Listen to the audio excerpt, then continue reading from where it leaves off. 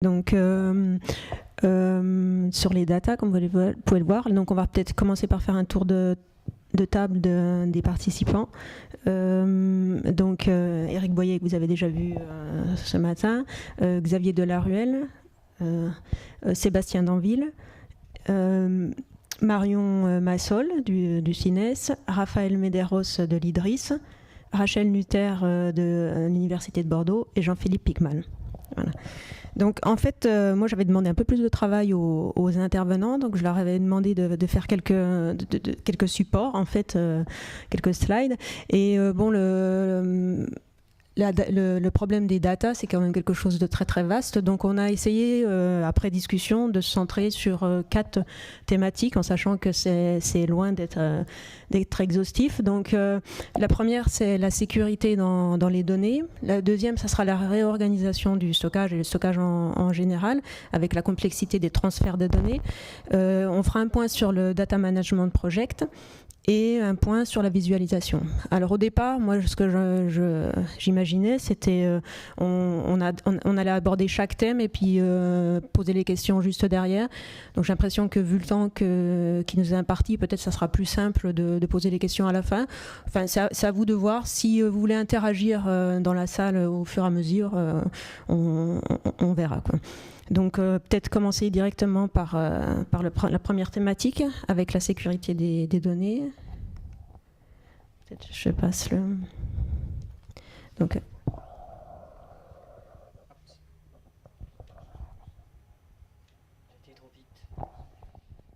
donc la sécurité des données, forcément dans nos centres de calcul, nous hébergeons des gros volumes de données qu'il convient quand même de garder en bon état et pouvoir fournir aux vos applications ou aux utilisateurs lorsqu'ils veulent le déplacer ailleurs, le moment venu.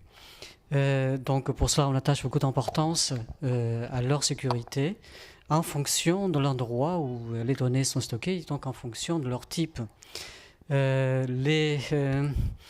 La cause de la perte de données, mais ça vous le savez tous, les causes sont diverses. Il arrive souvent en premier les erreurs humaines. Donc c'est un RM malencontreux qui fait que le fichier, voire le répertoire, disparaît. Ensuite, des défaillances logicielles. Il y a aussi des défaillances matérielles, mais qui sont de plus en plus rares compte tenu de la redondance. Donc le RAID est passé par là, et qui a apporté quand même une bonne sécurité, ainsi que d'autres systèmes. Et puis finalement, d'autres causes, parmi les autres causes, des catastrophes naturelles ou aussi malveillance. Donc là, en l'occurrence, les principes de sécurité font qu'on attache aussi beaucoup d'importance à ce que la destruction par malveillance ne puisse pas arriver. Donc dans nos centres, nous avons des données permanentes, des données qui ont un caractère beaucoup plus temporaire, et puis des données qu'on va stocker pour des durées beaucoup plus importantes. Les données du home ou work peuvent être sécurisées, soit par des sauvegardes classiques, hein, donc en copiant périodiquement les données sur des supports offline, ou alors à l'IDRIS, nous actuellement nous envisageons donc des snapshots sur le WorkDir, ce qui permet de sécuriser les données pendant un laps de temps donné. Ensuite, dans le Scratch, on trouve souvent des données qui sont plutôt temporaires, et donc là, en l'occurrence, il ne serait peut-être pas très utile de les sécuriser. Et finalement, archive au store, parce que suivant les centres, cet espace-là a des dénominations différentes. On trouve des données que vous voulez garder pendant de plus longues périodes. Il y a moindre coût. Donc là, en l'occurrence, ces données-là sont stockées sur des cassettes. Mais faut-il les stocker en un seul exemplaire ou en plusieurs exemplaires? Donc, est-ce que si on perd la cassette, il est acceptable qu'on perde les données qui sont sur la cassette, ou il convient d'avoir une double copie, ou en tout cas une copie d'une fraction de ces données-là? Les centres mettent en œuvre différents systèmes qui sont un petit peu différents, Mais disons que pour une classe de données, le home-dir, tous les centres les sauvegardent. Donc ensuite, les représentants des autres centres pourront apporter des précisions naturellement sur les systèmes mis en place. Pour l'IDRIS, donc nous avons un work-dir dans lequel nous avons en évaluation donc le snapshot, comme je l'ai dit. Ensuite, nous avons un espace de stockage qu'on peut aussi appeler froid, et chez nous, on l'appelle archive. Alors, il faut comprendre archive non pas tant comme façon de gérer les données, mais comme type de données. Donc, ce sont des données qui n'ont pas vocation à être au plus près des calculateurs, mais qui doivent être gardées pendant des longues périodes, et on accepte un laps de temps, en tout cas une latence plus importante lorsqu'on en a besoin, puisqu'il faut d'abord aller les chercher potentiellement sur une cassette et ensuite les ramener auprès des calculateurs. Donc, notre espace archive est composé d'un serveur de type HSM avec un tampon devant, un cache, et puis ensuite derrière une robotique avec des milliers de cassettes. Donc les autres centres ont ensuite des systèmes plus ou moins identiques avec donc une copie, une partie des données qui sont copiées sur des cassettes. Chez nous. Je pourrais peut-être juste poser une question au centre. Sur ces bandes, il y a un temps de sauvegarde des données ou Alors, chez nous, à l'IDRIS, c'est d'une façon générale, les données sont gardées dans l'espace archive un an après le dernier accès. Tout fichier non accédé au bout d'un an est détruit. Toutefois, les utilisateurs ont la possibilité de prolonger la date de rétention, en tout cas la présence dans cet espace-là, à l'aide d'une commande qui a d'une utilisation quand même relativement simple, qui s'appelle chez nous MFRET.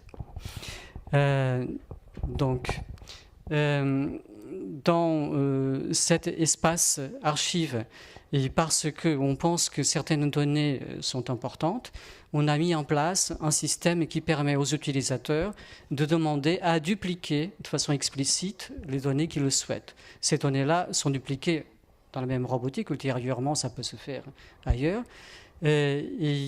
sur des cassettes par contre différentes, et les deux copies sont comptabilisées dans leur quota quand même.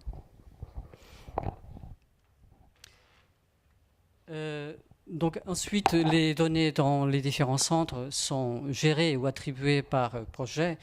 Et il y a des évolutions dans la gestion des projets chez nous, mais aussi au TGCC, Xavier en parlera certainement. Chez nous, vous voyez les évolutions que l'on a actuellement en termes de gestion des projets. Nous allons passer d'un schéma où chaque utilisateur peut avoir plusieurs logins. Un login peut être associé à un seul projet. Donc, chaque utilisateur qui a un seul login, et un login peut être associé à plusieurs projets. Donc, dans tous les cas, les quotas sont gérés par projet. On peut peut-être passer à Xavier Delaruelle du CEA. Alors j'espère que ça va. Super. On arrive à commander à distance. Et la commande dans l'autre sens. Super. En préambule de la réorganisation du stockage, je souhaitais indiquer que le CEA et les équipes centres de calcul du CEA sont fortement impliqués dans cette question de la donnée et depuis de nombreuses années. Et chez nous, ça se traduit par la participation au développement ou à la création de logiciels open source sur cette question-là. Donc, je vais citer par exemple le système de fichiers parallèle Lustre, qui est la base, qui est notre solution de base pour l'ensemble de nos systèmes à haute vitesse et faible latence. Donc, le CEA participe activement au développement de ce logiciel open source et aussi prend une grande part dans l'animation de la communauté européenne autour de cette solution. Donc, je vous parle de Lustre, qui est l'outil aujourd'hui pour vous permettre d'accéder et de produire vos données sur le centre de calcul. Mais nos équipes réfléchissent aussi en ce moment au stockage de demain, qui passera par des solutions à stockage objet. Qui dit stockage dit aussi réseau, parce que, on le verra tout à l'heure, on préfère quand même que les données très volumineuses soient visualisées et travaillées directement in situ sur le site. Mais malgré tout, il y a des cas de figure où, d'une année à l'autre, votre projet de calcul, il n'est plus au TGCC, il est à l'IDRIS ou il est au CINES. Il peut y avoir des mouvements d'attribution de calcul. Et donc, il faut très généralement, quand le calcul bouge, il faut que la donnée suive, notamment les données d'entrée qui permettent de démarrer les nouveaux calculs sur le nouveau site. C'est pour cela qu'il y a quelques années, nous avons démarré une initiative avec les 3 centres de calcul, CINES, IDRIS et TGCC. Avec l'appui de Renater, nous avons mis en place un réseau dédié à 10 gigabits entre les 3 centres pour vous permettre de bouger vos volumes de données imposants sur un lien privilégié avec une plus grande qualité de service que le passage par Internet. Donc ce service, il est opérationnel entre les 3 centres. Il faut le savoir. Il vous permet de transférer vos données, mais aussi d'avoir un accès interactif au calculateur. On parlait d'homogénéisation ce matin. Il faut savoir que pour ce service-là, nous avons des modalités d'usage qui sont homogènes entre les 3 centres. Donc il y a des commandes qui ont été développées, qui sont mises en place sur les 3 centres. Et la même méthodologie est là pour permettre d'accéder à ces commandes. Donc grâce à la commande module load CCFR, ensuite vous avez accès aux petits outils CCFR SSH pour la connexion interactive et CCFR CP pour le transfert de données. Là, je t'interromps peut-être parce que j'avais la remontée l'an dernier de plusieurs utilisateurs qui se plaignaient justement de problèmes de débit. Est-ce que le débit entre centres est maintenant réglé pour les 3 centres ou... Alors il y a un travail de fond qui a été mené en partenariat avec Renater, parce que ce n'est pas forcément le débit au niveau du centre de calcul qui pose problème, mais c'est en terminologie réseau, c'est ce qu'on appelle le last mile, où parfois au niveau des plateformes des universités, on peut avoir des petits goulots d'étranglement. Donc ce problème a été traité. On est normalement dans des conditions optimales là, sur le réseau, à 10 gigabits actuellement. Donc n'hésitez pas à utiliser ce réseau parce que le 10 gigabits, c'est ce qui est disponible actuellement, mais on est en relation aussi avec Renater, avec Gency, pour pouvoir augmenter ces débits s'il y a vraiment un besoin qui se manifeste. Je vais enchaîner sur un point un peu plus spécifique pour vous parler d'une évolution en cours au TGCC sur la question des espaces de données. Depuis 2010, lorsqu'on a démarré le TGCC, nous travaillons avec un concept d'espace de données personnel. Donc, comment ça se traduit ? On a Monsieur Y et Madame X. Monsieur Y, il vient de l'organisation A et Madame X vient de l'organisation B. Ils ont chacun un projet d'ARI. Monsieur Y, il a le projet 10 000 et Madame X, elle a le projet 10 001, mais avec la particularité qu'elle a comme collaborateur Monsieur Y. Sur le centre de calcul, initialement, lorsque Monsieur Y ou Madame X demande son compte et son projet avec ses heures de calcul attribuées, on va lui ouvrir un compte pour se connecter et on va affecter à ce compte un espace de données personnel. Donc cet espace de données personnel, il se décline sur les différents types de systèmes de fichiers selon qu'on parle de home ou de stockage un peu plus long terme avec le store. Et sur ce modèle-là qui fonctionne bien, on a malgré tout, au fil des ans, accumulé un certain nombre de retours d'expérience qui nous amènent à proposer une nouvelle solution. Alors qu'est-ce qu'on a eu en retour d'expérience ? Ce qu'on se rend compte, c'est que à un utilisateur correspond un seul espace de données. Sauf que, en tant qu'utilisateur, vous êtes très souvent amené à travailler sur plusieurs projets. Vous avez plusieurs attributions calcul. Et dans le cas de figure qui est exposé ici, il y a un problème qui est très simple, c'est que Madame X, responsable du projet 10001, elle ne voit pas forcément les données qui sont traitées, produites par Monsieur Y, qui travaille pourtant sur ce projet-là, car Monsieur Y travaille au niveau de son espace personnel qui est rattaché à son projet initial, le projet 10 000. Donc on a un souci de suivi pour Madame X qui, du coup, ne peut pas accéder simplement à l'ensemble des données de son projet, qui ne constate pas les volumes produits. Et Monsieur Y, il a un autre souci, c'est que son quota de base, il est prévu pour travailler sur un projet. mais comme il travaille sur plusieurs projets, il va devoir se manifester auprès du centre de calcul pour obtenir des extensions de quotas qu'il va devoir motiver en impliquant Madame X. Donc ça crée, on y arrive, mais on voit que c'est pas très simple et qu'on pourrait peut-être améliorer la solution. Donc ce qu'on est en train de mettre en place au TGCC, c'est finalement ne pas générer les espaces de données au moment de la création des comptes utilisateurs, mais générer les espaces de données au moment de la création des projets de calcul. Donc Monsieur Y, lorsqu'il va demander son compte utilisateur, il va juste avoir un espace personnel avec un home qui va lui permettre d'avoir un petit espace pour la connexion. Idem pour Madame X. Mais lorsque Monsieur Y va demander son projet, alors on va lui créer un espace projet dans lequel il va retrouver sa structure de HomeDir, ScratchDir, WorkDir et StoreDir. Et là où ça devient très intéressant, c'est sur un projet collaboratif, donc le projet de Madame X. Madame X, lorsqu'elle va demander son projet 10001, elle va obtenir son espace projet qui va lui créer ses zones de stockage pour associer à son compte utilisateur. Mais lorsque l'on va rajouter Monsieur Y sur cet espace projet, on va automatiquement aussi lui créer ses zones de stockage dans cet espace projet. L'avantage de ça, c'est que Madame X, elle a beaucoup plus de visibilité et de suivi sur les données de son projet. Elle peut, pour l'ensemble de ses collaborateurs, demander un quota, un volume, spécifier son volume de données en une seule fois. On n'est pas obligé de traiter un quota par compte utilisateur travaillant sur le projet.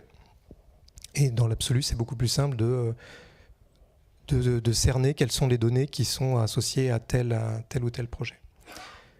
Ces évolutions, en fait, elles sont mûries depuis de nombreuses années et c'est le fruit d'interactions qu'on a pu avoir avec différentes communautés utilisateurs qui ont exprimé un fort besoin en collaboration. Et je pense notamment à tout le travail qu'on a pu faire avec la communauté climat dans le cadre de CEMIPSIS. Voilà, donc par un retour d'expérience de plusieurs années, on est en train d'aller vers cette refonte de nos espaces pour vous permettre de gérer plus simplement vos données sur le centre de calcul. D'accord. Est-ce qu'il y a quelqu'un qui veut rebondir là dans la table ronde sur ce qui a été dit sur la sécurité et sur le stockage des données, ou déjà dans la salle s'il y a des questions ou en attendant qu'il y en ait, moi j'en avais une première, c'est une initiative du TGCC. Est-ce que ça a été discuté avec les autres centres? Est-ce que c'est prévu dans les autres centres? Donc là, je mettrais... Alors, en tout cas, c'est une initiative du TGCC pour l'instant, mais ça peut être discuté aussi avec les autres centres. Est-ce que c'est compliqué à mettre en œuvre ou Ça demande... oui, c'est quelques mois de travail qu'on couple en fait un renouvellement de nos équipements de stockage mutualisés sur le centre de calcul. Pour nous, c'est le bon moment de le faire. Bon, peut-être juste un commentaire sur ce qui vient d'être dit. Donc, moi, je suis de l'IPSL, je m'appelle Sébastien Danville, je suis de la communauté climat. Donc, c'est vrai que la sécurité des données et la façon dont c'est organisé sur les centres, c'est vraiment une des briques les plus importantes pour le travail au quotidien des équipes. Et je pense qu'il faut aussi rappeler une chose, on peut avoir ça en tête ensuite, c'est qu'au sein des centres de calcul, on va pouvoir distinguer peut-être deux grands types de populations. On va avoir donc des chercheurs ou des ingénieurs qui sont en poste permanent, c'est-à-dire qu'eux vont devoir gérer une multitude de projets sur 5 ans, 10 ans. Eux vont voir les effets de cette pérennité à long terme, de cette sécurisation des données et les effets marquants de nouvelles politiques de gestion au sein d'un centre. Et puis on a des personnes qui viennent faire des thèses ou qui sont là en postdoc et qui ont une position un petit peu différente. Donc donner cette capacité à des responsables de projet de pouvoir facilement avoir une vue d'ensemble et ensuite de pouvoir voir les effets de politique menés au sein des centres, voilà, ça c'est quelque chose de très important parce qu'on est aussi dans une époque où le turnover peut être vraiment une des composantes principales de la gestion de nos activités. Voilà. Il y a une question dans la salle? Oui, moi j'ai une question, puisqu'on a l'intervention des 2 centres de calcul. Donc je voudrais savoir la position par rapport, disons, aux autres TGIR, je pense à Soleil, SRF, etc., sur effectivement l'open science. Effectivement, ils ont eu une réflexion sur la politique des données qui est bien dictée par l'Europe, où effectivement, au bout de 3 ans, voire 5 ans, les données sont publiques, puisqu'elles sont effectivement produites sur des disons, infrastructures publiques. Et donc, il y a ce qui s'appelle un embargo, quoi. Donc, est-ce qu'il y a une réflexion là-dessus au niveau des centres de calcul aussi ? Je dois dire que c'est aussi une réflexion au niveau européen. Il y a des centres d'excellence qui sont basés là-dessus, c'est-à-dire que les données de simulation devraient être réutilisables par tout le monde dans la communauté. N'hésitez pas à mettre le micro pour que les gens sur Internet entendent en fait ce que oui, donc c'est la question générale. Est-ce qu'il y a une réflexion sur l'open science et sur cet embargo qu'on pourrait mettre effectivement sur les calculs et mettre à disposition de la communauté ? Voilà. On n'a pas encore cette réflexion-là. Par contre, ça fait écho à ce que tu disais, hein, Arnaud, donc je ne sais pas si tu veux rebondir. Non, effectivement, c'est toute la discussion qu'on a. On met ça évidemment en perspective de cette notion d'open data, d'open science.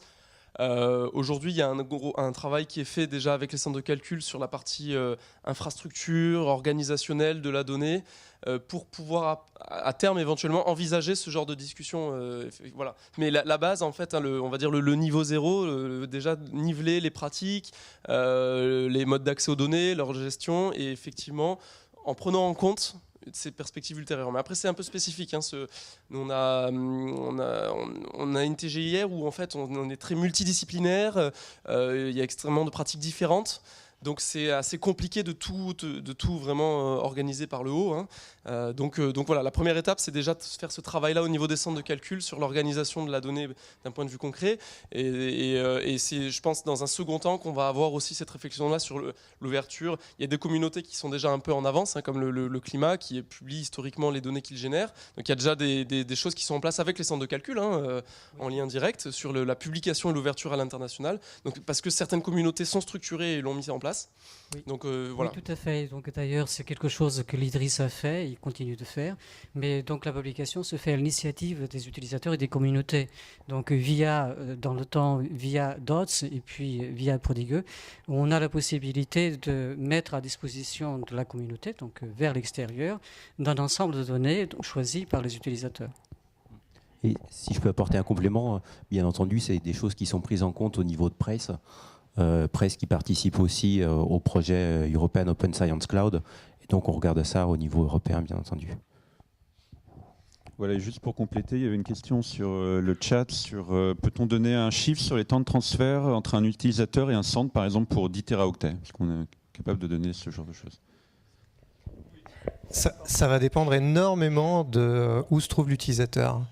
S'il se trouve proche de Renater avec un bon débit, il peut espérer avoir 5 à 10 mégaoctets par seconde de débit. Donc ça prend quand même pas mal de temps. Sur CCFR, on doit pouvoir avoisiner les 300-400 mégaoctets secondes soutenus. Voilà, je parle en débit, hein, malheureusement. Ça ferait entre 1 heure et 8 heures, quoi, suivant la proximité au Kitera. Tu calcules très vite. Ouais, super. Je crois qu'il y a encore une autre question. Est-ce qu'on peut pousser des données de santé non anonymes? Alors, on ne voit pas qui pose la question et on peut répéter la question parce que je crois qu'on l'a pas. Est-ce qu'on peut pousser des données de santé non anonymes? Vous avez compris? Des données de santé. Le micro ne doit pas fonctionner parce qu'on n'entend pas la question. Des données de santé. Alors, on ne traite pas les données de santé à ma connaissance, mais il y a un projet en cours, justement pour voir ce qui était possible de faire. Christine, tu veux peut-être rebondir dessus? Il faut prendre le micro, je crois, parce que sinon on ne peut pas être suivi à distance. Oui.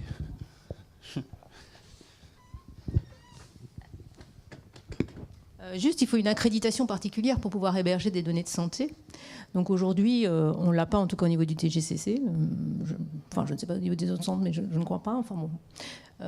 Voilà, maintenant, les données qui sont anonymisées, oui, on peut les héberger. Ensuite, il y a des projets, dans le futur, qui peut-être vont nous permettre de le faire, mais enfin aujourd'hui, la réponse est non. Clairement non. Je crois qu'il y avait encore peut-être un commentaire, une question. Ouais, c'est un gros souci, hein, c'est héberger des données santé sur un centre qui héberge des données scientifiques autres. les contraintes que ça impose au reste des données qui sont sur le centre sont vraiment très importantes. Donc basculer un centre de données pour qu'il accueille des données de santé, ça a un coût vraiment non négligeable. Donc là, pareil, il faut que ça soit drivé par des besoins conséquents pour qui justifieraient de basculer le centre dans sa partie data avec un agrément hébergement de données santé. Voilà. Il y avait encore une question. Moi, je voulais juste rebondir sur le côté sécurité qui est présenté par l'Idriss, sur les snapshots du WorkDir, qui est en train d'expérimenter. Moi, j'ai mis ça en production depuis 1 an au niveau du laboratoire sur un petit espace d'une 50aine de Tera et je peux vous garantir que ça sauve des vies. De monter ça en read-only toutes les 24 heures et c'est vraiment quelque chose de confortable. Voilà. C'est juste un témoignage. Merci. Donc, on va peut-être passer au thème suivant sur DMP. Alors, par contre, il faut peut-être que je garde mon micro, moi. Désolée. J'ai voulu, Marion Massol va nous faire un point sur ce qu'est le DMP, parce qu'on commence à en entendre parler. J'imagine qu'il y a pas mal d'utilisateurs qui, comme moi, il y a quelques temps, n'étaient pas du tout conscients de ce que c'était. Donc, l'idée, c'est de vous donner quelques infos sur le sujet. Donc, un DMP, un Data Management Plan, un plan de gestion de données, un PGD pour les intimes, tout ça, c'est la même chose. En fait, c'est un document unique qui va décrire le cycle de vie des données, données qui seront collectées, qui seront traitées et qui seront produites au cours du projet de recherche.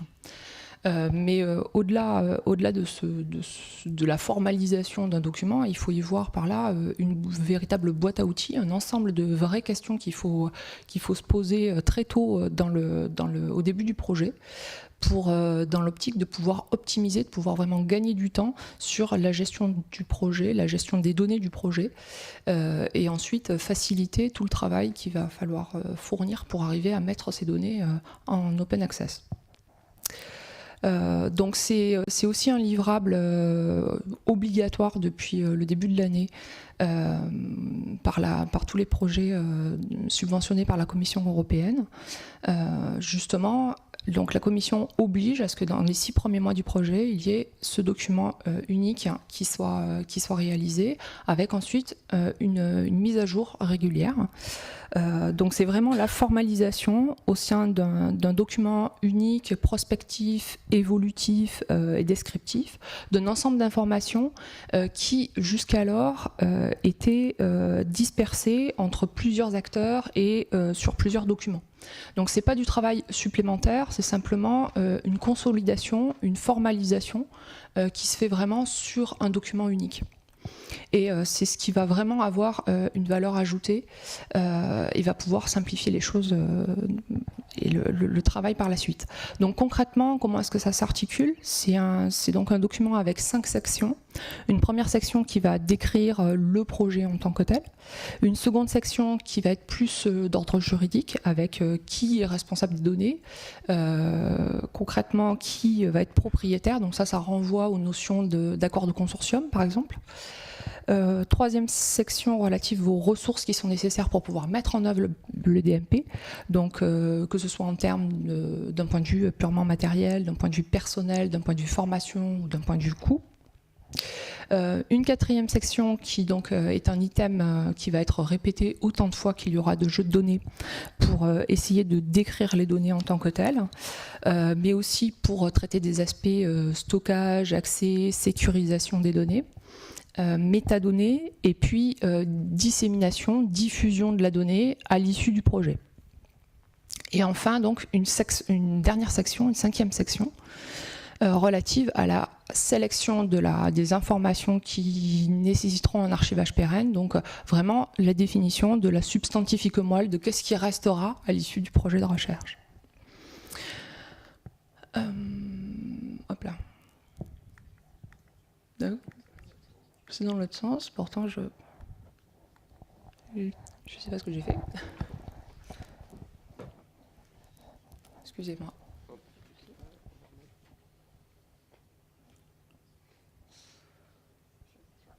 Voilà.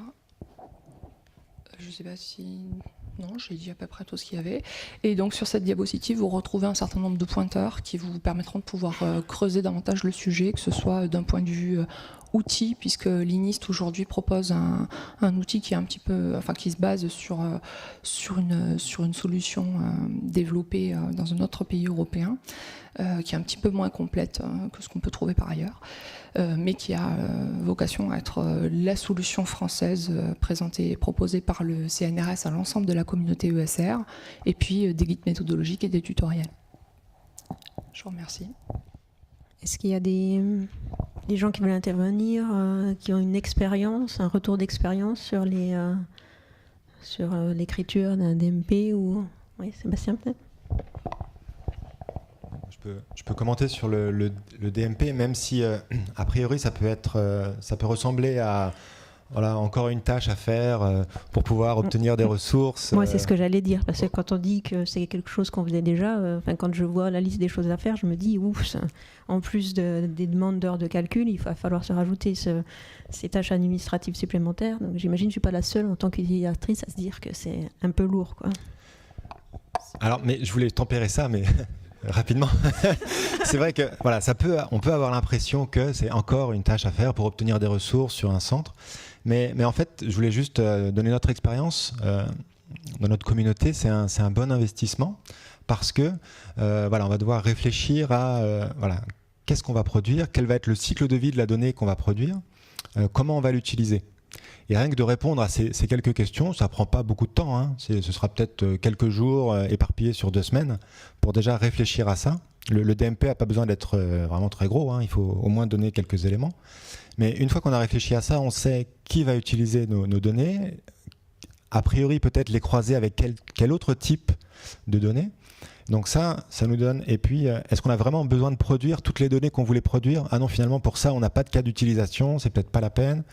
Et ça nous aide dans notre réflexion qui consiste à dire qu'est-ce qu'on va demander au centre de calcul comme service, comme nouveau service. Une fois qu'on a fait cet exercice-là de DMP, on est plus à l'aise ensuite dans la discussion et pour construire une relation avec les centres sur quel nouveau service on va leur demander pour valoriser et utiliser au mieux les données qu'on va produire sur ces centres. Et croiser avec des données qui sont peut-être ailleurs d'ailleurs. Voilà. Eric, oui. Je peux rebondir très rapidement là-dessus. De manière évidente, pour l'instant, il y a une application qui s'appelle demande d'attribution de ressources informatiques dans lesquelles on spécifie, je veux telle machine, tel nombre de cœurs, de mémoire, etc. Pour l'instant, il y a quelques données indicatives sur quel est le volume estimé de vos données. Très clairement, dans ce qu'a présenté Arnaud, avec la prise en charge des moyens de stockage pour les centres de calcul par GENSI, le portail DARI va s'enrichir d'un questionnaire un petit peu plus précis, il y aura du DMP dedans. Alors, je ne suis pas certain qu'on rentre dans un formalisme européen avec un livrable, mais en tous les cas, il faudra que dans le DARI, on y voit un peu plus clair, ce qui va exactement dans la démarche que tu as présentée. C'était justement la question que j'allais poser. Est-ce qu'on va bientôt être obligé de remplir un DMP pour pouvoir postuler sur DARI, quoi. Donc... À terme, oui, il y a aussi une notion de volume. Hein. C'est comme pour les heures de calcul, il y a des projets qui demandent 50 000 heures, des projets qui demandent 50 millions d'heures. Donc évidemment, on n'attend pas les mêmes justifications. C'est symétrique côté données. Donc on va mener cette réflexion avec les utilisateurs pour les DMP. On ne va pas, nous, unilatéralement, décider d'ajouter, d'enrichir les formulaires DARI. On va essayer de combiner ça de manière intelligente avec ce qu'il y a déjà en place, parce qu'on demande déjà des informations sur les données. Donc c'est nous peut-être mieux le tourner pour pouvoir mieux l'exploiter derrière et être sûr qu'on a toutes les questions qui nous permettent de collecter les bonnes informations. Donc ça sera fait en lien avec les utilisateurs d'une manière ou d'une autre, de manière concertée, ça c'est clair, et sans alourdir, au minimum, la démarche actuelle. Mais comme l'a dit Sébastien, il y a vraiment des questions à se poser au même titre qu'on dimensionne les heures de calcul. Il y a une vraie réflexion à mener dans le projet sur l'usage de ces données, qu'est-ce qu'on en fait derrière, comment on les stocke, est-ce que c'est utile de tout stocker ou pas. Des questions primaires, et c'est assez sain aussi cette démarche à intégrer dans les soumissions DARI. C'est ça qu'on va essayer d'apporter, mais vraiment le plus progressivement possible, évidemment. De manière évidente, pour dimensionner des appels d'offres et donc consacrer des ressources et les dépenser au mieux, il faut qu'on ait le plus possible une idée de comment bougent ces données-là. Et il y a des implications, on a parlé de données froides, on peut parler aussi d'espaces de manœuvre, de services sur ces espaces-là, de technologie, savoir est-ce qu'on a besoin de volatiles, de non volatiles, etc. Donc on aura besoin de tout ça pour bâtir la meilleure solution de stockage attachée associée au calculateur. De toute façon, pour essayer de rebondir, de toute façon, tôt ou tard, ce sont des questions qui, pour la plupart, enfin pour pas dire quasiment pour la totalité, nécessiteront d'être traitées. Nous, on le voit, juste pour la petite histoire, au niveau du CINES, donc on a une mission d'archivage pérenne depuis plus de 10 ans avec la fourniture d'une offre de service. Et donc, on accompagne vraiment les utilisateurs dans des réflexions pour pouvoir intégrer leurs données dans les dispositifs d'archivage pérenne. Et on se rend compte que au moment où la Commission européenne a proposé cette formalisation-là de la réflexion, on s'est rendu compte qu'en fait, l'ordre n'était pas le même, mais le fond des questions qui étaient posées sur une phase d'avant-projet CINES archivage et le contenu du DMP étaient peu ou prou la même chose. C'est vrai que du côté utilisateur, on a toujours tendance à dire bon, on garde tout comme ça, on est à peu près sûr qu'on ne perd rien.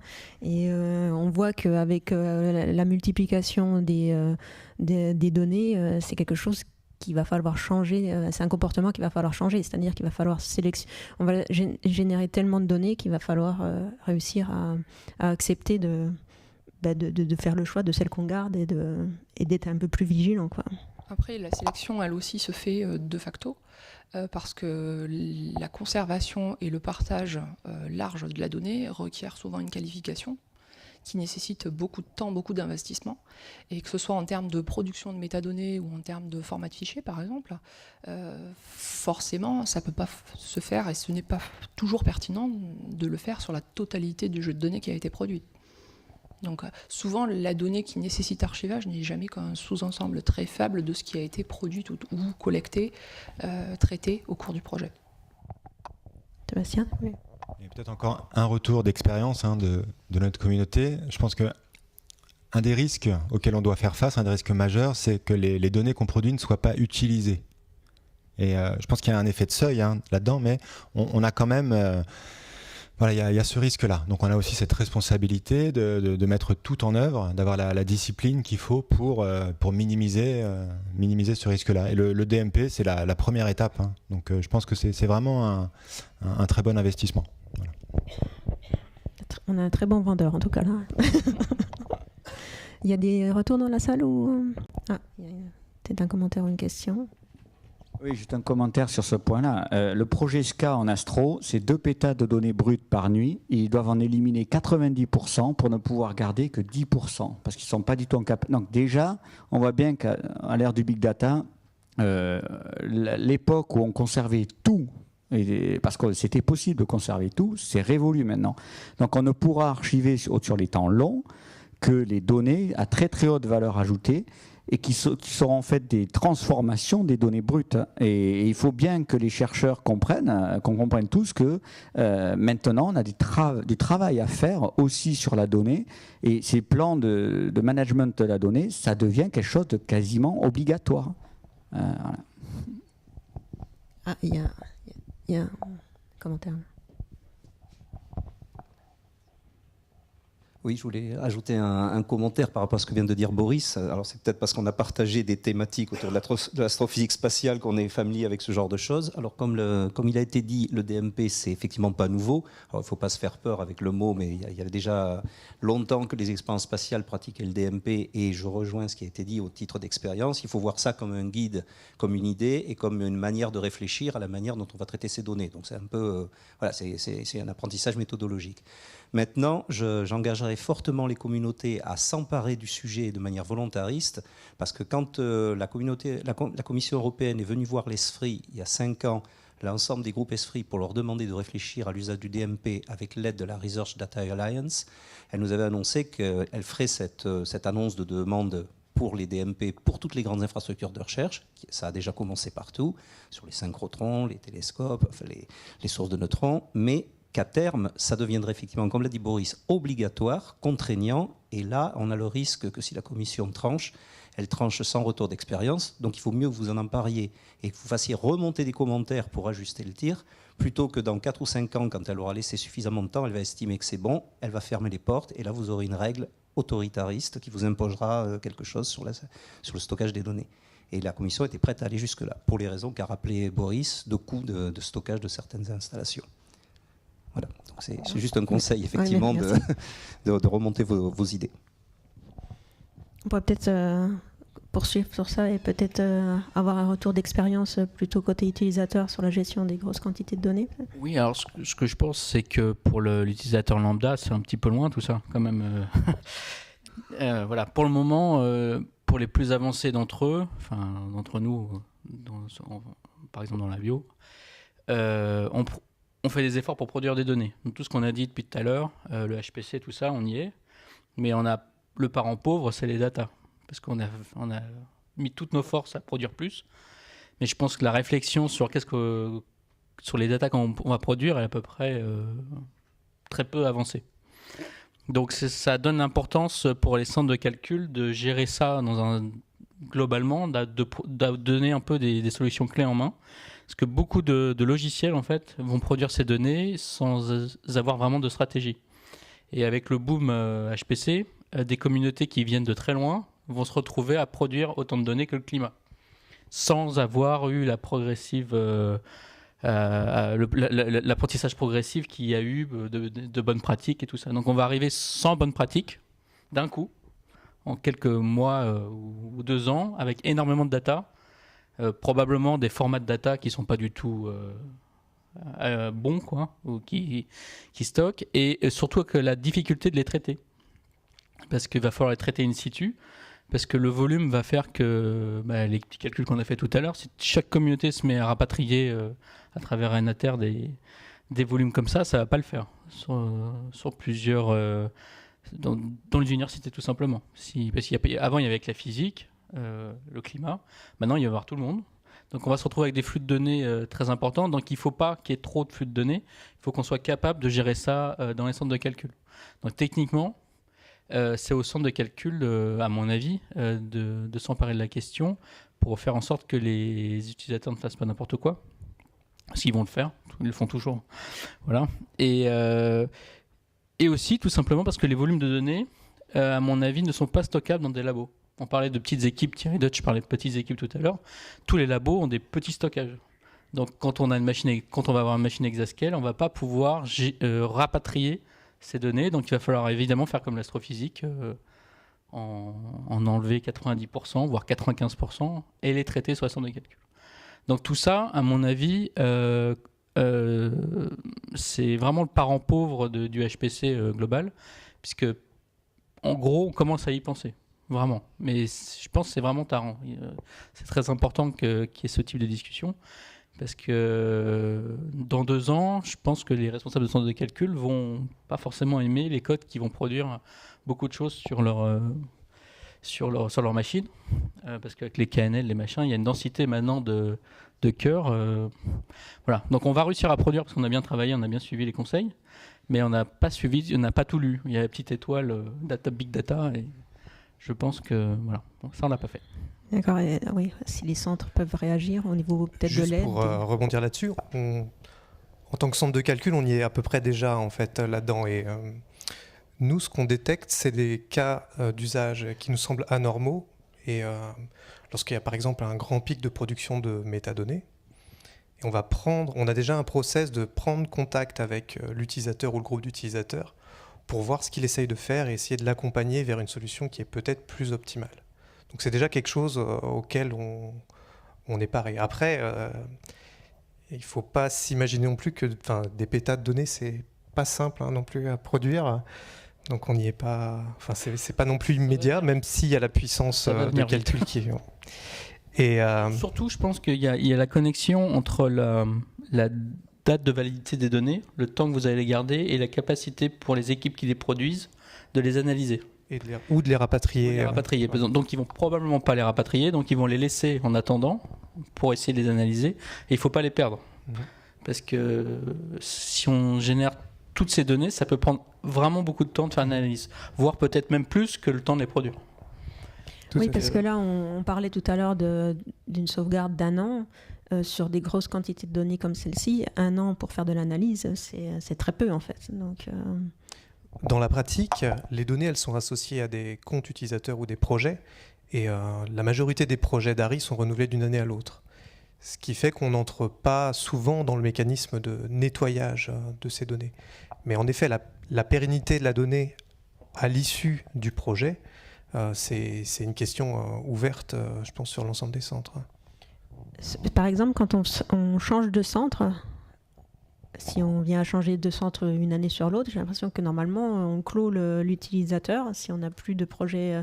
Et ça, c'est peut-être une problématique à discuter, c'est-à-dire essayer de garder les users. Alors j'imagine que c'est un peu compliqué parce que ça demande à chaque centre d'avoir beaucoup d'utilisateurs à gérer, mais peut-être au moins déjà les gens qui sont identifiés comme permanents, peut-être pas tous les postdocs, les thésards, ça fait beaucoup de gens à gérer, mais la possibilité de pouvoir garder son compte sans avoir eu d'heures sur un des appels sur la machine, sachant qu'il peut y avoir un turnover en fonction des machines qui évoluent, tout ça. Je pense que c'est quelque chose, je ne sais pas si ça a déjà été discuté, mais je vois, nous, par exemple, une difficulté au fait de ne plus avoir accès aux données sur un centre, juste parce que cette année-là, on n'a pas demandé d'heures de calcul sur ce centre, quoi. Je ne sais pas s'il y en a qui veulent réagir sur ce... Un vote pour déjà. Je voudrais juste revenir sur la durée de vie d'1 an à l'IDRIS. Donc c'est une durée de vie par défaut. L'utilisateur a ensuite la possibilité de prolonger la durée de vie des fichiers, naturellement. Oui, mais même en gardant un accès si on n'a plus de projet sur IDRIS ? Par contre, le fonctionnement du point de vue projet est le même qu'au TGCC. Donc, ça, ouais, c'est un appel en tant qu'utilisatrice. Est-ce que... Voilà. Très clairement, à réfléchir. Mais... Attention, ça a un coût quand même, hein, tous attention, ça a un coût.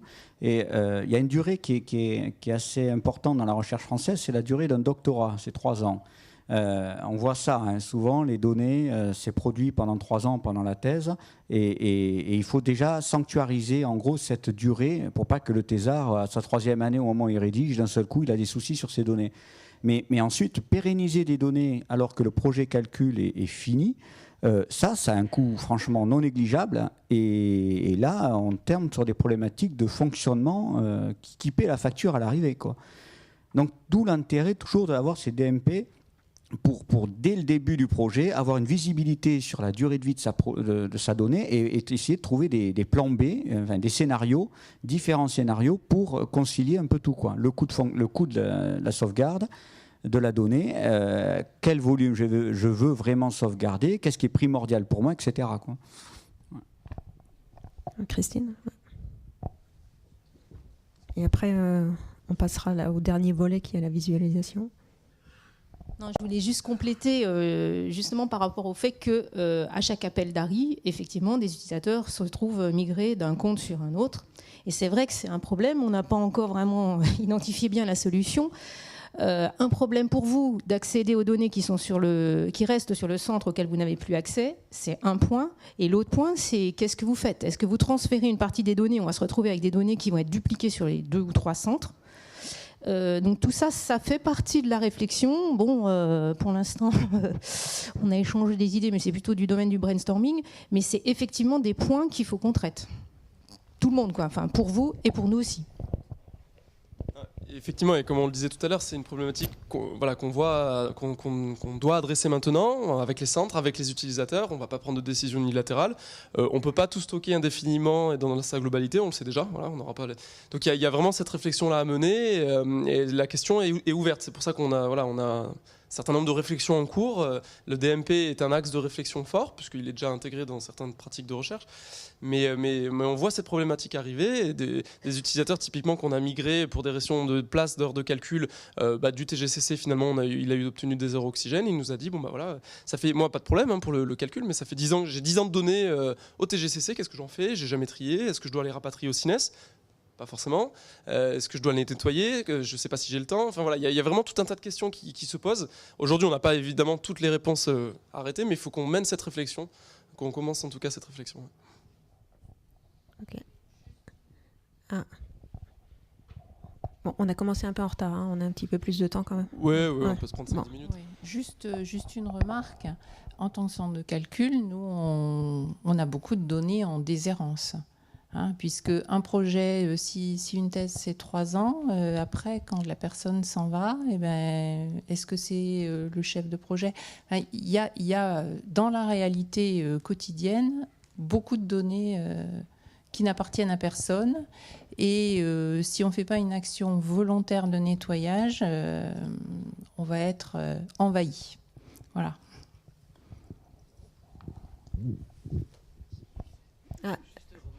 Là-dessus, et donc chez nous, l'expiration a été mise en place un petit peu pour cela. S'il n'y a plus d'utilisateurs qui demandent à ce que les données soient toujours vivantes, donc naturellement, ils sont effacés. Nous, je sais par exemple, au sein du labo, c'est le responsable de l'étudiant qui récupère la charge des données de l'étudiant. Donc à lui de faire le nettoyage. Je ne sais pas si c'est pas prévu comme ça, si c'est prévu comme ça derrière. Merci. C'est comme ça que ça fonctionne aussi au TGCC. Donc les données sont réaffectées. Moi, j'étais un peu étonné sur le poids des vieilles données, parce que quand je vois la taille des calculs que je fais aujourd'hui et le volume de données que je produisais il y a 5 ans, je me dis, mais de vieilles données, j'ai du mal à croire qu'elles occupent de la place dans un système où le stockage évolue avec la loi de Moore. Alors sur données qui ont 1 an, 2 ans, je veux bien, mais moi je m'étais posé la question à certaines époques, j'ai des données qui ont 5 ans, qui ont 10 ans, et puis quand je constate que ça tient sur une cassette du robot, je me dis, est-ce qu'il y a vraiment un problème avec les vieilles données ? Donc il y a d'un côté le volume des données naturellement, mais il y a aussi le nombre de fichiers. Et pour les systèmes de gestion des fichiers, le nombre importe aussi. Effectivement, aujourd'hui, sur une cassette capacitive, on peut stocker des dizaines de milliers de fichiers. Néanmoins, ces dizaines de milliers de fichiers vont occuper de la place dans les bases de données du gestionnaire des fichiers, donc ce qui alourdit la gestion de l'ensemble. Bon. Juste un petit... encore. Après, c'est... Non, juste pour rebondir là-dessus, en fait, dans la technologie de stockage objet, l'idée c'est qu'à un objet correspond à un ensemble volumineux d'entrées. Donc l'idée c'est du coup de ne plus avoir ce problème des vieilles données, puisque finalement les vieilles données, les 10 millions de fichiers de vieilles données représentent 1 ou 2 objets qui sont hébergeables directement sur 1 ou 2 cassettes. Donc cette technologie qui arrive prochainement permettra de gérer en fait ce cas de figure.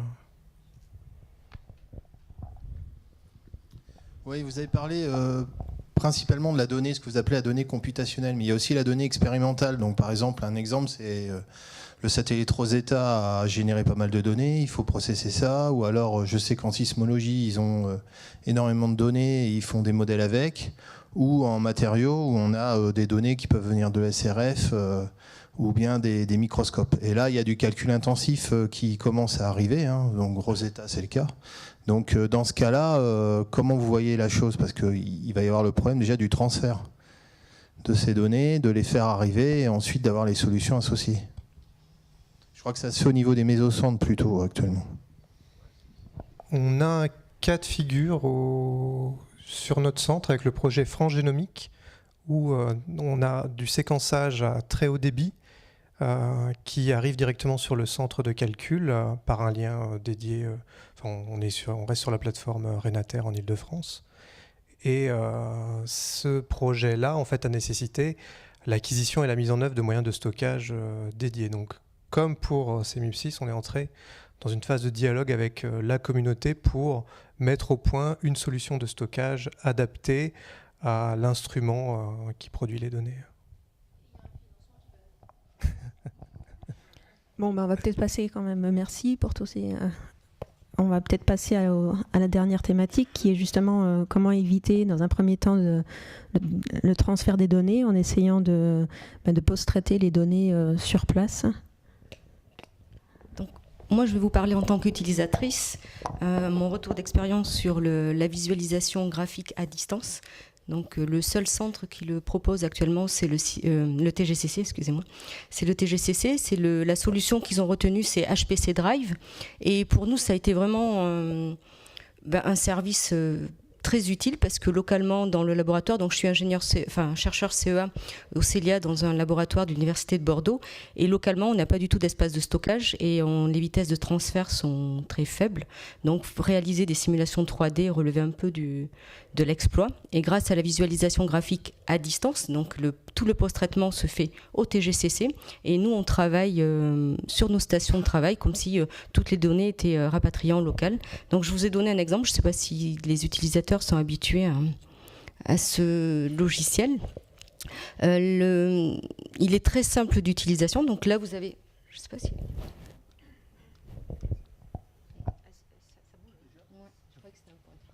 Bon, je cherchais un pointeur. La fenêtre du haut représente... Le dernier bouton. Justement, c'est... Non. Ah oui. Donc cette fenêtre-là représente exactement l'écran que je vais avoir lorsque je suis sur ma station de travail. En réalité, toutes les données ici sont au TGCC, c'est-à-dire à 600 km de distance. Et j'ai la possibilité d'utiliser mes logiciels préférés. Dans mon cas, c'est Python. Et j'analyse toutes mes données, je visualise graphiquement tous mes résultats et je rapatrie uniquement en local les images dont j'ai besoin pour écrire l'article ou faire une présentation. Donc c'est vraiment un outil qui est très très utile et qui est utilisé par l'ensemble des utilisateurs qui sont dans le projet. Donc son avantage, je les ai détaillés ici. C'est bien plus rapide que toute connexion SSH et surtout l'outil qu'ils ont mis en place consiste à allouer des nœuds graphiques pour réaliser ces tâches de post-traitement. Du coup, on ne partage pas les nœuds avec d'autres utilisateurs et donc on a une rapidité et on n'observe jamais de lenteur, mis à part quand il y a des petits soucis techniques, mais c'est extrêmement rare. Et ensuite, l'accès à cet outil se fait uniquement via, ici c'est Mozilla, via une interface web où le support hotline du TGCC nous donne accès à l'UMR. On rentre les données et ça y est, tout se fait en général, on alloue en 5 minutes, 2 minutes même, on alloue les processeurs graphiques et on lance notre post-traitement. Donc, la seule petite chose qui peut des fois prendre du temps et qui peut être un peu compliquée, c'est d'installer le client Java. Donc là, en l'occurrence, nous, on utilise ICE Web Java. Donc parfois, on peut rencontrer des petits soucis, mais dans l'ensemble, ça marche extrêmement bien. Donc je vous ai donné ici un exemple de la façon d'accéder à ce service sur le TGCC. Donc vous accédez à votre navigateur web, vous entrez l'UMR ici. Bon, excusez-moi, c'est pas très pratique. Vous entrez l'UMR qui est ici.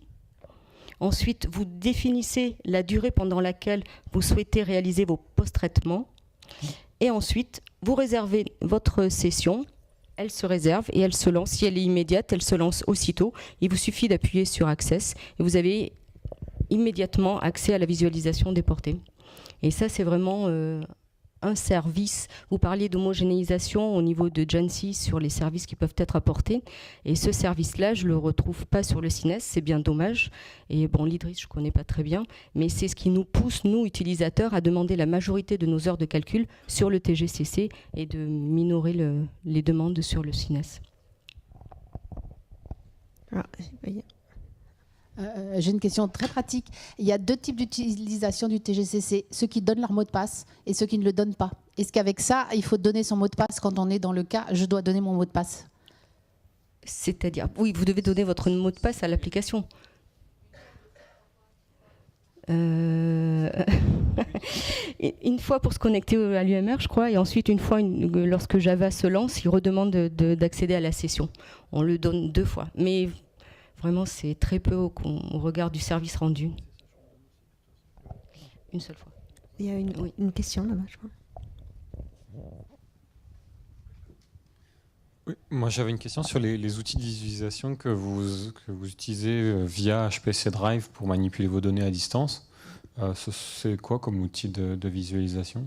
Est-ce que vous pouvez installer vos propres outils ou est-ce que c'est des outils qui sont proposés par le TGCC? Non, alors le TGCC est assez flexible et donc je leur ai demandé d'installer par exemple Spider et ils l'ont installé. J'avais des soucis avec Python, donc j'ai demandé une certaine version de Python et ils l'ont installé. Enfin, c'est vraiment... on demande et en général ils installent et j'ai jamais eu de soucis. Enfin, après, je ne sais pas comment ils se comportent avec les autres utilisateurs, mais dans mon cas... j'ai jamais eu de problème. J'ai peut-être fait des demandes un peu standardisées, mais il y avait besoin de modules MayaVI pour faire de la visualisation 3D. Là, ce que je vous ai montré, c'est avec des modules MayaVI sous Python. J'ai aucun problème, tout a été installé. Donc après, je ne sais pas si eux, ils ont des limites dans ce qu'ils installent ou pas, mais là, je ne pourrais pas y répondre.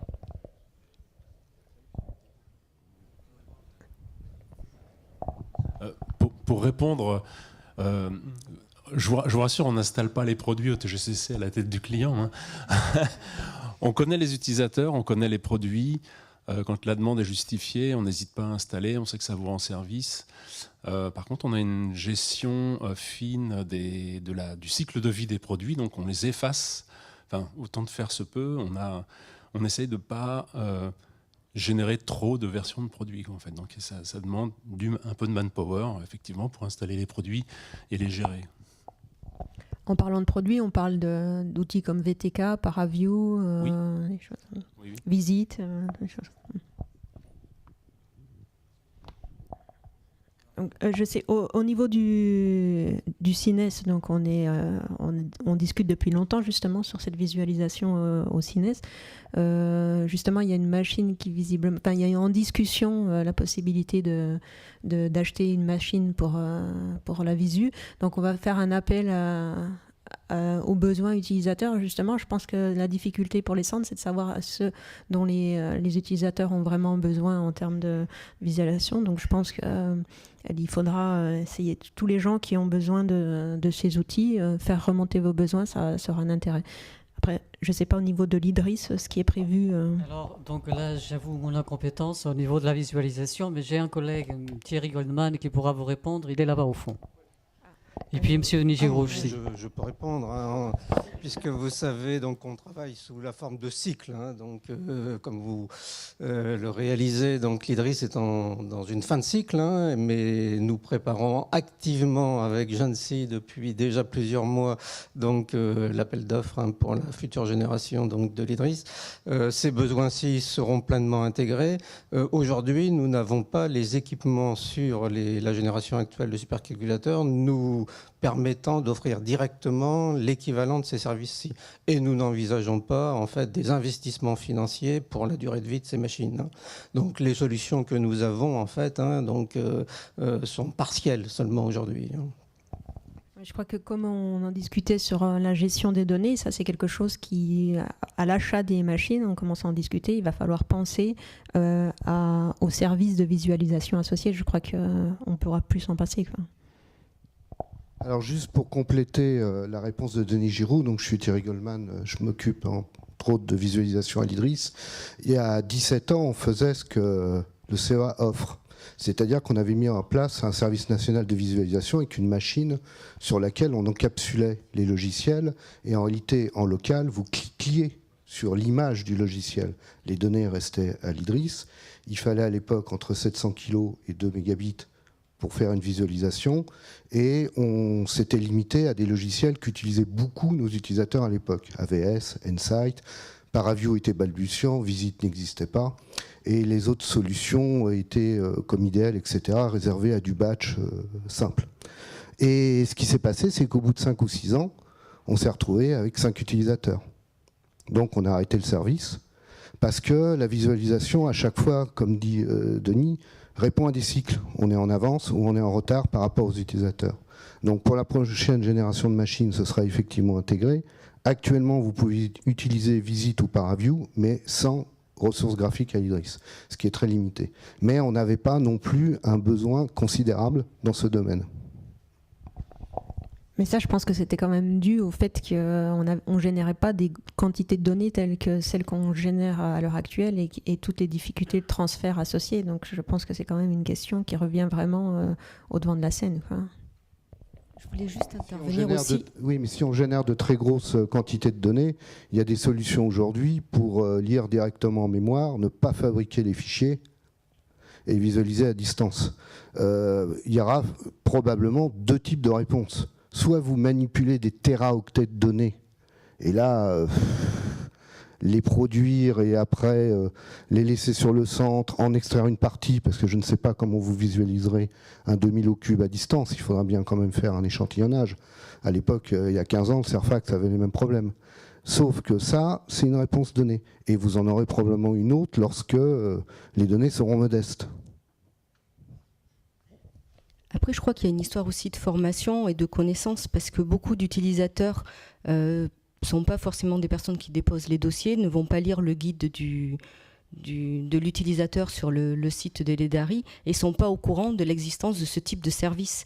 Et je pense qu'il y a une communication aussi à faire sur ce genre de service. Déjà, il n'est pas commun aux 3 centres, donc forcément c'est limité aux utilisateurs qui ont eu des heures de calcul sur le TGCC.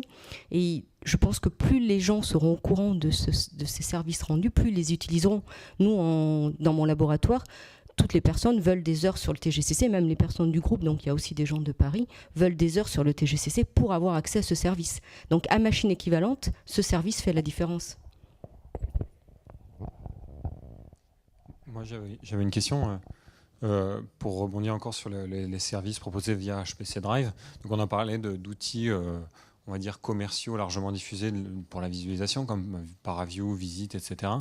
Tout à l'heure dans ma présentation, moi j'ai parlé d'un logiciel de visualisation qui est développé au CEA DAM qui s'appelle Love, avec lequel on a visualisé des grilles AMR équivalentes 4096 cubes en interactif. Est-ce que demain je viens avec cet outil Love et je veux pouvoir l'utiliser via HPC Drive, est-ce que c'est possible? Oui, enfin, Love sur un site à Bruyères-le-Châtel, l'outil est à la maison, donc forcément ça sera fonctionnel. Juste pour rebondir par rapport à la technologie, ce qui est nouveau par rapport à il y a 15 ans, c'est que la technologie d'aujourd'hui, elle est sécurisée. En fait, ce qui est très compliqué à faire sur la technologie de déport, hein, pour avoir un affichage qui est optimisé même sur des lignes réseau, pas forcément à haut débit et parfois à haute latence, c'est le chiffrement de cette connexion-là. Généralement, elle n'est pas possible. Donc jusqu'à il y a très peu longtemps, l'ensemble des solutions disponibles sur le marché n'offraient pas de sécurité. Voilà, le protocole graphique, il arrivait optimisé, mais il arrivait optimisé sans sécurité. Sur cette solution, on a un protocole novateur qui s'appelle vBridge, qui vous permet d'avoir la même sécurité sur les transferts d'informations graphiques que celle que vous avez lorsque vous vous connectez en session interactive sur le centre de calcul. Et la bonne nouvelle, c'est que cette solution qui est propriété d'OVH est passée open source très récemment. Donc ça offre aussi des possibilités pour avoir cette solution sur d'autres centres à faible coût.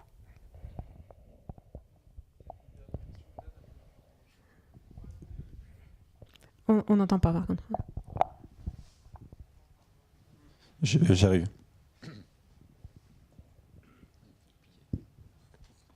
Oui, je voulais revenir sur ces besoins en visu. Moi, j'ai besoin, par exemple, des outils de profiling, donc Intel VTune, Intel Advisor. En pratique, c'est un vrai besoin d'afficher donc des données qui ont été produites sur les nœuds de calcul et d'avoir un affichage extrêmement interactif parce que c'est des produits qui sont assez lourds. Donc, la solution que vous avez montrée m'intéresse. Après, effectivement, l'avoir sur les autres centres de calcul me paraît important. Il y avait juste un dernier point et après on va être obligé de... C'était par là, je crois. Hein. On voit bien que ça génère beaucoup de discussions et beaucoup de questions. La remarque que je voulais faire là-dessus, c'est que quand on soumet une demande de ressources pour un calcul batch, on se fout un peu que ça démarre tout de suite ou dans 5 heures ou dans 6 heures. Quand on a des besoins de visualisation, généralement, comment allez-vous gérer ça si vous avez 10-15 personnes qui veulent dans l'après-midi visualiser leurs données?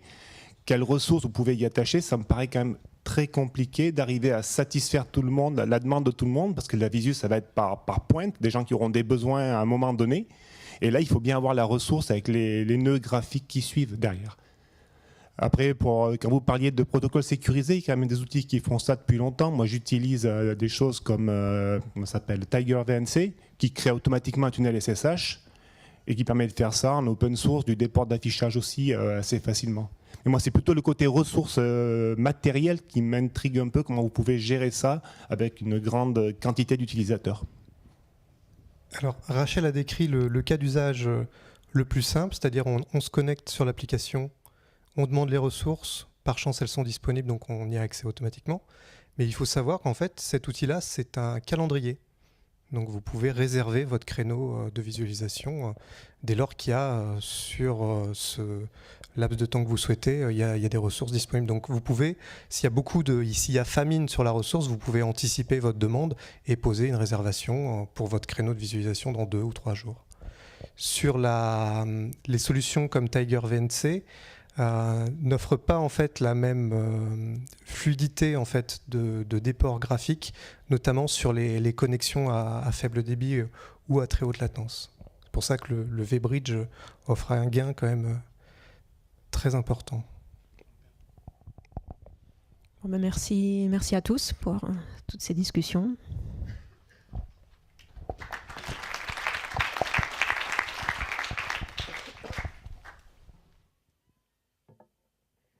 Pour conclure.